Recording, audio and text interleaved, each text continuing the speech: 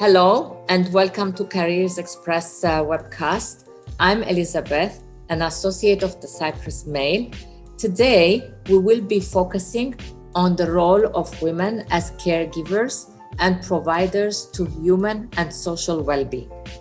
Joining me today to talk about this is Dr. Sophia Papastavrou, Gender Technical Specialist at World Vision Canada.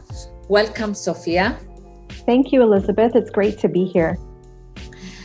So, Sophia, in the pandemic, women were often pushed into unpaid work in the household.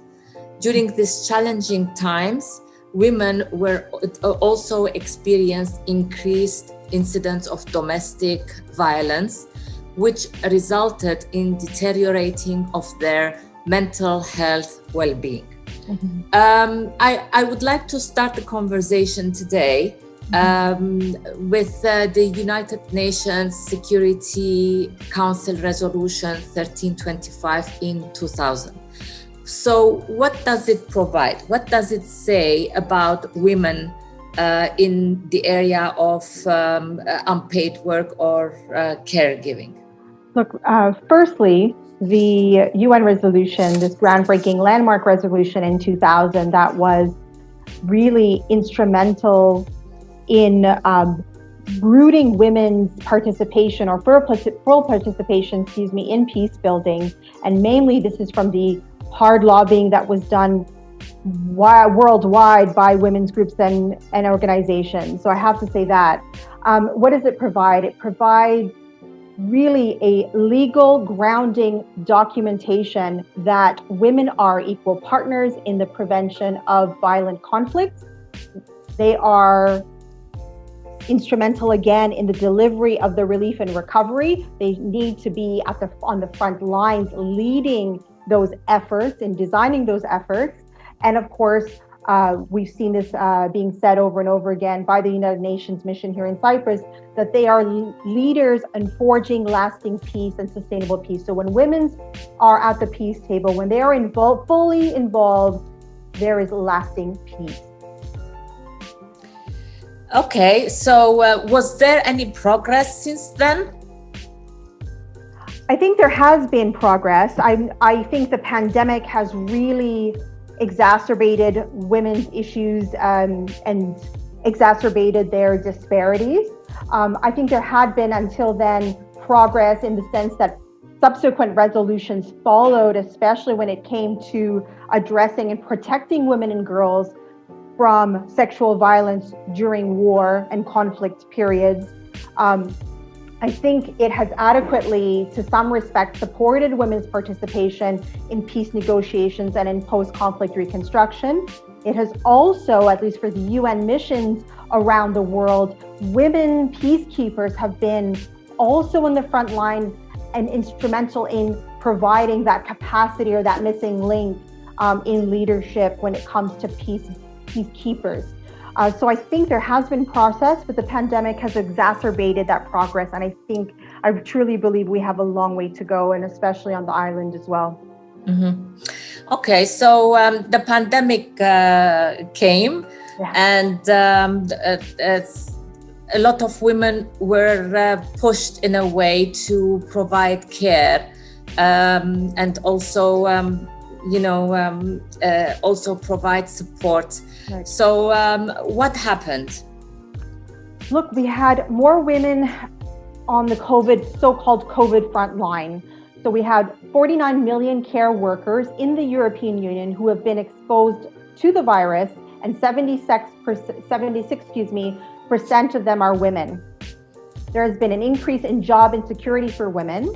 There have been more than 30% of women in the EU work part-time, flexi-time, and occupy a large number of jobs in the informal economy, which of course have fewer labor rights as well, less health protection, less support on those fundamental benefits of health.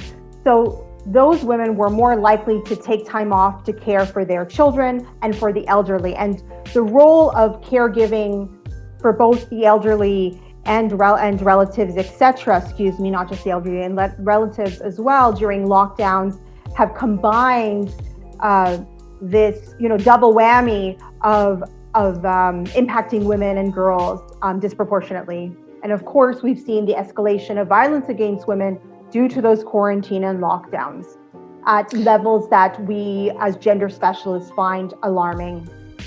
Right. So violence in general always has an impact on mental health well-being. How did this impact on women? Mm-hmm. So mental health has played a key role generally. And in the pandemic, it has, again, I would use the word exacerbated, and has impacted women in ways that we will now see as the pandemic progresses. So women who are who are survivors of domestic violence, that are quarantined with their perpetrator, from higher levels of anxiety, are at risk of violence, etc. We have women that had to either leave their work or work from home, taking care of their children if they are mothers and parents, and become really that primary caregiver role that they've always had, as well as become the teacher. And I want to also kind of sort of in parentheses say, women are also their nurses in the home. They've played the role of keeping their children and their families safe, and relatives safe, and also their communities safe. And that has been a huge impact on the way women have been impacted in terms of that unpaid labor, so to speak, that mental load that has that we've seen rises in anxiety and depression. Mm-hmm. Okay, so let's talk a little bit about how this extends to the reality here in Cyprus. So what is the impact on women in Cyprus? Look, I think for women in Cyprus, generally speaking, we have very specific communities that are outsourcing care work to domestic labor, to domestic workers, and those domestic workers are predominantly women. So they have also had an impact on the load that the gender inequalities have played during lockdown. So if women are working from home, and let's say those women are mothers and are outsourcing care to a domestic worker or childcare provider, that paid labor, those folks are predominantly women. Or women on the island have always been dependent on relatives and the elderly, in addition to fill those gaps of unpaid care work. So we actually have on the island intergenerational labor, history of unpaid labor and care that has been normalized. Okay. Yeah. And how can we stop this or shift this? Sure. Well, look, part of the unpaid care work has been seen as a female responsibility, that it's part of women's work. So women spend on average, I just want to go back, 3 to 6 hours on unpaid care activities, while men spend half an hour to 2 hours. So that gender inequality of unpaid care work are observed across the world. So I don't want to say in Cyprus, this is different. What is different in Cyprus is we have access to lower paid labor and domestic work that fulfills domestic work. How can we change it? We need to remove the barriers that prevent women from fully participating in the workforce and in the economy. So access to it goes down to access to affordable, high quality childcare is one of those barriers, which is why we need to have a plan in place to establish early learning and a childcare system that's inclusive, that can provide a system that is accessible to vulnerable women, single women parents, migrant women, etc. So newcomers, racialized women, racialized parents, and I don't want to say simply just women. That is missing. because we are leaning on a system that is currently rooted and built on sand as a foundation.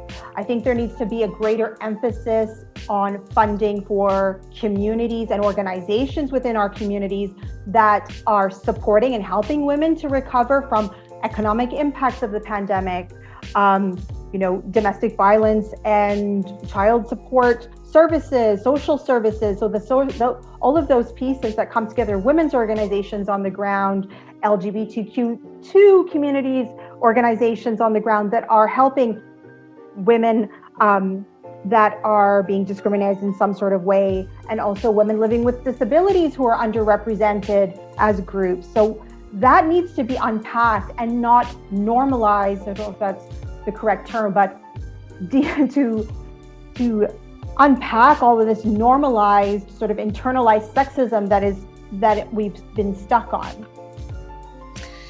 Okay, and to conclude, what would you advise women here in Cyprus, or what is the way forward, let's say, with equality, with gender equality? Yeah.